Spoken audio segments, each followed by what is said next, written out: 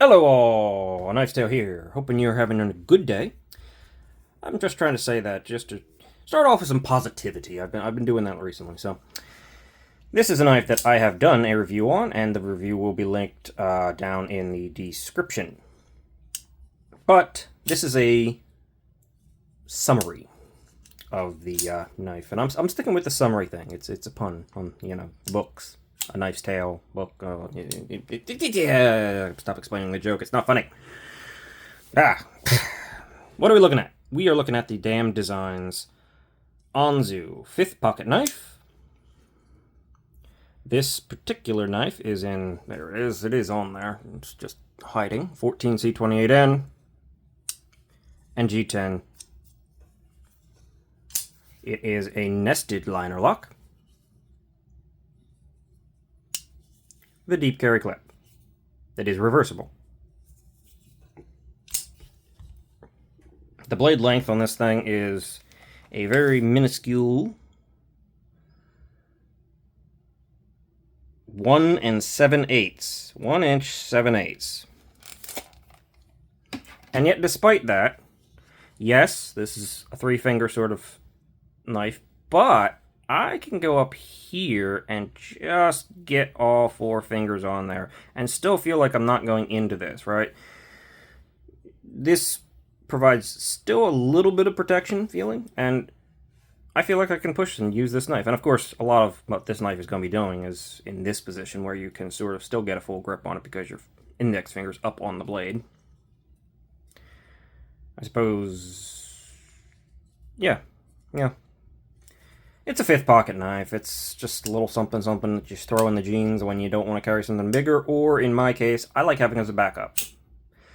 I typically don't like 5th pocket knives. I don't like knives that are this small that I can barely get a full finger grip on it, but amazingly I can get one on this one, but not my favorite thing. I like to have a little bit of substance in there.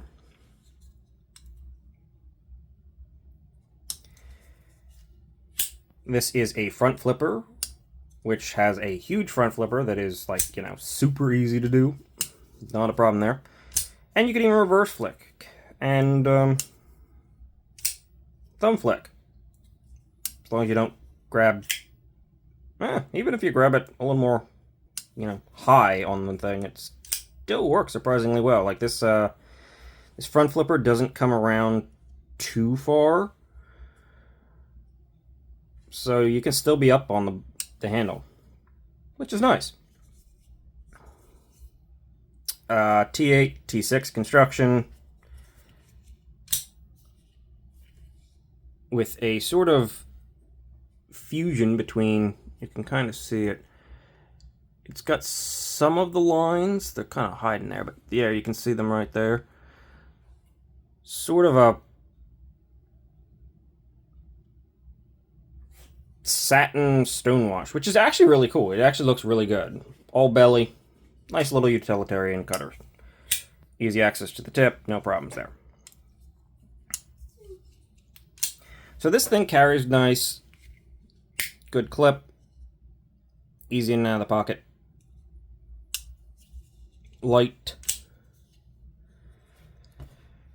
It's a good backup. Oh, good access to the lock bar. Good sharpening choil. Well, decent sharpening choil. I mean, it's pretty darn good. You have a lot of life. And funny enough, it's on bearings, and the stop pin, I can't think of words today, is attached to the blade and in a track, right? You don't see that a lot of times on knives that you should see it on, and you see it on this inexpensive little thing. Now this thing was extremely inexpensive for me because I got it off of the Kickstarter way back when they were first setting these things up, but it's still a budget knife. It's a solid knife. Feels good in hand. I like the pivot. Kind of wish I wouldn't mind like seeing a collar that mimics that pivot on the other side, but that's just what it is. Damn Designs logo. And the blade steel, keeping this thing relatively minimal on the bannering and billboarding. Backspacer with integrated lanyard pin. Lanyard hole. Lanyard pin. That's a Spyderco thing. Ugh, don't like that. Good detent. In fact, for such a small light blade, it's quite smooth and pretty readily drops. This one is perfectly centered, no play. So if you like smaller knives, you have lulls against bigger knives like California or something like that. And, or just want a backup, a little fifth pocket thing. This one has some style to it. You know, they don't often have a whole lot of style going on when they're this small, or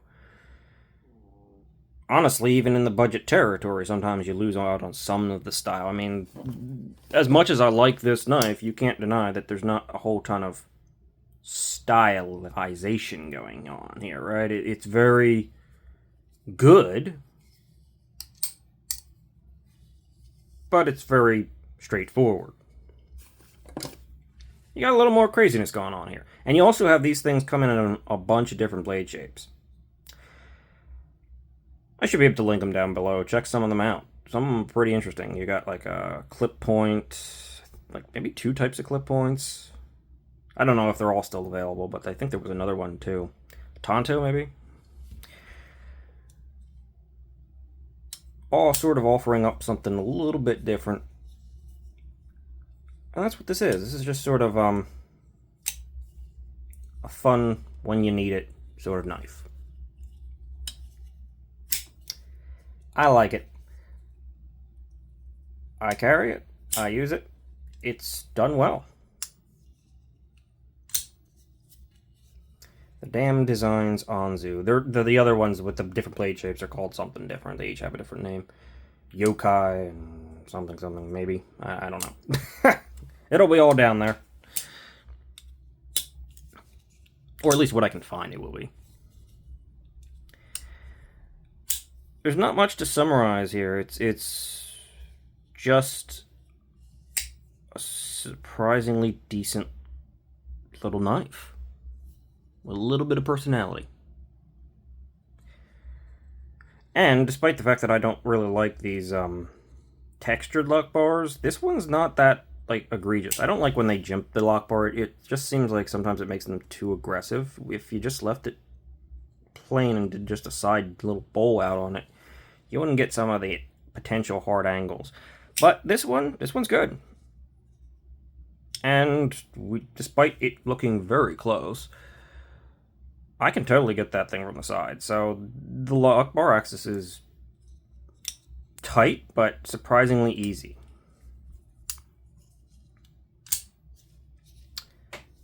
Yeah, that's all I have to really say about this. If you want to see the full review, I mean, I'll link that, as I said, or did I say that? Who knows? I don't even know what I'm saying now. Does anybody? No, they don't. Or is that just me? Who knows? See, don't know that either. But the Damn Designs Anzu is a solid little budget option. If you're into solid little knives. See ya later. This is done for this summary.